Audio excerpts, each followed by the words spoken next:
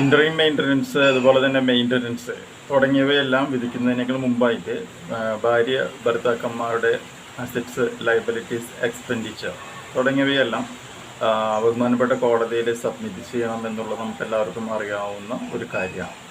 അപ്പോൾ അതുമായി ബന്ധപ്പെട്ടുകൊണ്ട് നമ്മൾ കഴിഞ്ഞ വീഡിയോസിലൊക്കെ സ്റ്റേറ്റ്മെൻറ്റ് ഓഫ് അസറ്റ്സുമായി ബന്ധപ്പെട്ട് ലിക്വിഡ് അസറ്റ്സ് വരെയുള്ള കാര്യങ്ങളാണ് എക്സ്പ്ലെയിൻ ചെയ്തിട്ടുണ്ടായിരുന്നുള്ളത്. ഇതിന് മുമ്പും ഒരുപാട് പാർട്സ് നമ്മൾ ചെയ്തിട്ടുണ്ട്, ആ പാർട്സൊക്കെ കാണാം. അപ്പോൾ നമുക്കിനി ഇൻവെസ്റ്റ്മെൻറ്റുമായി ബന്ധപ്പെട്ട എന്തെല്ലാം കാര്യങ്ങളാണ് കോടതിയിൽ സബ്മിറ്റ് ചെയ്യേണ്ടത് എന്നുള്ളത് നോക്കാം.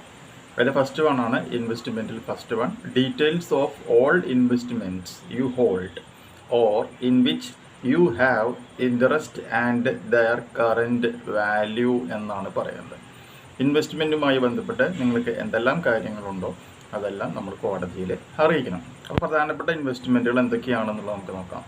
FDRS, FD deposit, NSC, IVP, KVP, post office schemes, PPF, ഇതെല്ലാം പ്രോവിഡൻറ്റ് ഫണ്ട്, ഇതെല്ലാം നമ്മൾ എന്ത് ചെയ്യണം, മെൻഷൻ ചെയ്യണം. അതുപോലെ തന്നെ deposits with government and non government, ഗവൺമെൻറ്റിലും നോൺ ഗവൺമെൻറ് ആയിട്ടുള്ള സ്ഥാപനങ്ങളിലും നമ്മൾ ഡെപ്പോസിറ്റ് ചെയ്തിട്ടുള്ള കാര്യങ്ങൾ.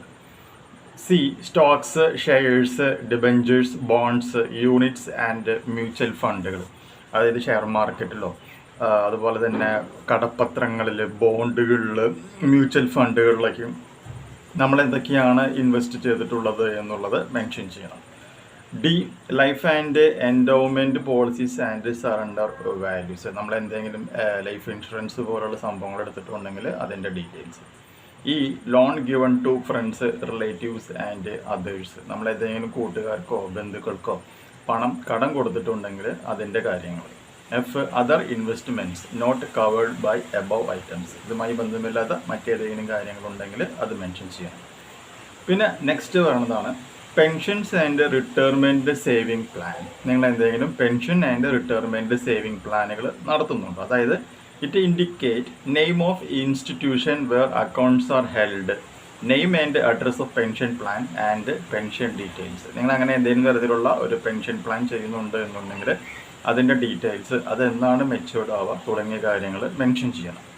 അടുത്തതാണ് കോർപ്പറേറ്റ് ബിസിനസ് ഇൻട്രസ്റ്റ്, അതായത് list any interest you hold directly or indirectly in any corporation, corporated businesses, partnership, trust, joint ventures and association of persons, society etcetera. ഏതെങ്കിലും കോർപ്പറേറ്റുകളിലോ അല്ലെങ്കിൽ ബിസിനസ്സുകളിലോ നിങ്ങൾ പണം നിക്ഷേപിച്ചിട്ടുണ്ടെങ്കിൽ അതിൻ്റെ ഡീറ്റെയിൽസ്. ഇതിനടുത്താണ് movable assets. നിങ്ങൾക്ക് എന്തെങ്കിലും മൂവബിൾ ആസറ്റ്സ് ഉണ്ടോ എന്ന് ചോദിക്കുന്നുണ്ട്. അതായത് മോട്ടോർ വെഹിക്കിൾസ്, കാറുണ്ടോ? മോട്ടോർ വെഹിക്കിൾസ് എന്ന് പറയുമ്പോൾ list of car, motor cycles, scooters etcetera along with there brand and registration number. പിന്നെ ലൈഫ് സ്റ്റോക്ക്, അതായത് പശുക്കളോ ആടുകളോ എരുമകളോ ഉണ്ടോ എന്നുള്ളത്. മൊബൈൽ ഫോൺസ്, എത്ര മൊബൈൽ ഫോണുകൾ ഉണ്ടെന്നുള്ളത്. കമ്പ്യൂട്ടർ അല്ലെങ്കിൽ laptop. 5 other electronic gadgets including iPad പോലെയുള്ള ഗാഡ്ഗറ്റ്സ് ഉണ്ടോ? പിന്നെന്താണ് TV, fridge, air conditioner, microwave, washing machines details കൊടുക്കണം. Other household and kitchen appliances, വീട്ടിൽ വേറെ ഏതെങ്കിലും സംഭവങ്ങളുണ്ടെങ്കിൽ അത് എഴുതണം. Quantity of gold, silver and diamond jewellery. പിന്നെ ക്വാണ്ടിറ്റി ഓഫ് സിൽവർ യൂട്ടൻസിൽസ്, അതായത് വെള്ളിപ്പാത്രങ്ങളൊക്കെ ഉണ്ട് എന്നുണ്ടെങ്കിൽ അതും നമ്മൾ എന്ത് ചെയ്യണം, ഇവിടെ മെൻഷൻ ചെയ്യണം. ദെൻ കൂടാതെ ഇൻടാഞ്ചിബിൾ പ്രോപ്പർട്ടീസ്, അതായത് including patents, trade mark, copyright, design and good will and their values. നിങ്ങൾക്ക് ഏതെങ്കിലും വസ്തുക്കളുമായി ബന്ധപ്പെട്ട പാറ്റൻറ്റ് ഉണ്ടോ, ട്രേഡ് മാർക്ക് ഉണ്ടോ, ആ കാര്യങ്ങൾ.